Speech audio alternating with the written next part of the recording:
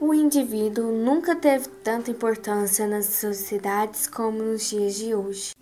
Quando analisamos as diversas formas de sociedade e como elas se organizam historicamente, percebemos que só na modernidade a noção de indivíduo ganhou relevância. Entre os povos antigos, pouco valor se dava à pessoa única. A importância do indivíduo estava inserida no grupo a que pertencia, a família, estado, clã e etc. Por exemplo, nas tribos da antiguidade, mesmo com a diferença natural entre os indivíduos, não havia hipóteses de pensar em alguém desvinculado de seu grupo. A ideia de indivíduo começou a ganhar força no século XVI, com a Reforma Protestante. Mais tarde, no século XVIII, com o desenvolvimento do capitalismo e do pensamento liberal, o individualismo firmou-se por completo, pois acreditava-se que a felicidade se encontrava nos bens materiais e no trabalho. Quando nascemos, já encontramos valores, normas, costumes e práticas sociais. Também encontramos uma forma de produção de vida material que segue parâmetros. Muitas vezes, nada podemos fazer para mudar ou fugir das regras já estabelecidas. A vida em sociedade só é possível, portanto, porque as pessoas falam a mesma língua, são julgadas por determinadas leis comuns, usam a mesma moeda, além de ter uma história e alguns hábitos em comum, o que lhes dá um sentimento de pertencer a determinado grupo. A vida de um indivíduo está, de alguma maneira, condicionada por decisões e escolhas que ocorrem fora de seu alcance. Portanto, as decisões que tomamos em nossas relações e com outras pessoas têm ligação com decisões que já foram tomadas.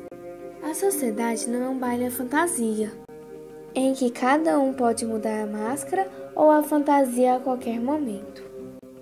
Desde o nascimento, estamos presos às relações que foram estabelecidas antes de nós e que existem e estruturam durante nossa vida. Podemos chamar de questões sociais algumas situações que não dizem respeito somente à nossa vida pessoal, mas estão ligadas à estrutura de uma ou de várias sociedades. É o caso do desemprego, por exemplo, que afeta milhões de pessoas em diversos grupos sociais. Se numa cidade de 100 mil habitantes, poucos indivíduos estão sem trabalho, há uma questão individual que pode ser resolvida, tratando as habilidades e potencialidades de cada um. Entretanto, se um país com 50 milhões de trabalhadores, 5 milhões não encontram emprego, a questão passa a ser social e não pode ser resolvida como individual. Há também situações que afetam o cotidiano individual e que são resultados de acontecimentos que atingem muitos países. Como exemplo, podemos citar a crise de 29, que levou ao colapso do sistema financeiro mundial. Também podemos citar a crise do petróleo, ocorrido em 1973, provocada pela elevação súbita dos preços do petróleo. Outro caso que podemos citar foi o ataque em 11 de setembro de 2001 às Torres Gêmeas em Nova York, que alterou a relação dos Estados Unidos com outros países e, principalmente, o cotidiano das pessoas daquele país. Podemos concluir assim que somos atingidos por acontecimentos independentes um do outro e de nossa vontade. Essas situações, além de afetar as relações políticas, econômicas e financeiras de todos os países, atingiram indivíduos em várias partes do mundo. Assim, tomar uma decisão é algo individual e social ao mesmo tempo, sendo impossível separar esses planos. Ao nascer, a pessoa chega a um mundo pronto com o qual possa ter uma relação de total estranheza, onde vai sentir frio, calor, tristeza, alegria, conforto, desconforto, ou seja, ela começa a se relacionar com o mundo e se adapta a ele, fazendo mudanças tanto positivas quanto negativas. Nos primeiros meses de vida, o bebê ainda não reconhece a si mesmo como indivíduo, pois ainda não conhece seu próprio corpo, ou explorando com o tempo. Com o passar do tempo, o indivíduo começa a reconhecer lugares e nomeá-los posteriormente, como igreja, escritório, casa, escola. Ele vai entendendo que além da casa e do bairro em que vive, existem outros locais com diferentes características, como lugares luxuosos, outros miseráveis. E com o tempo, percebendo a existência de cidades, estados, países, planetas e galáxias. Este processo de convivência com vizinhos, família, amigos de escola, programas de televisão, de passear e conhecer novos lugares faz com que a criança vá se socializando, conhecendo o significado de palavras, ideias e os valores de vida da sociedade em que vive.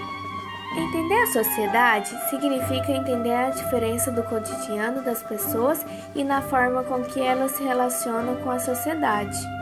Como, por exemplo, o indivíduo que nasce em uma favela tem uma percepção de sociedade muito diferente do indivíduo que nasce em uma mansão.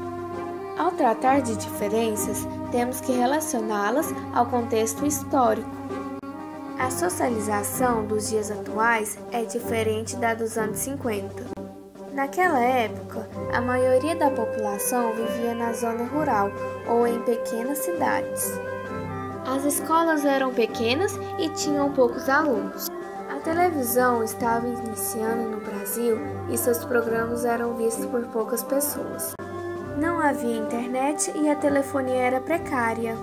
Ouvir rádio era a principal forma de tomar conhecimento do que acontecia em outros lugares do país e do mundo.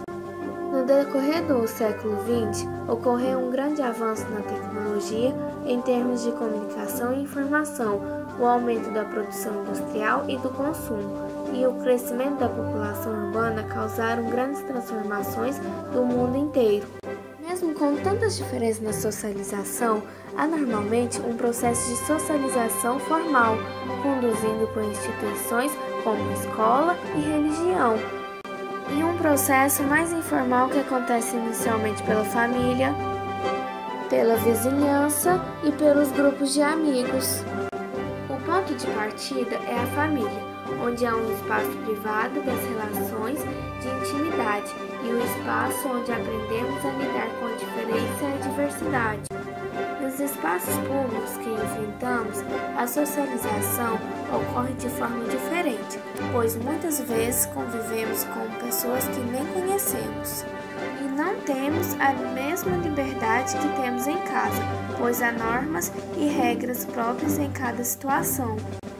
Entretanto, há agentes de socialização presentes tanto em espaços públicos como nos privados, que são meios de comunicação, como o cinema, a televisão, o rádio, os jornais, as revistas e todos os aparelhos eletrônicos que talvez sejam meio de socialização mais eficaz e persuasivos.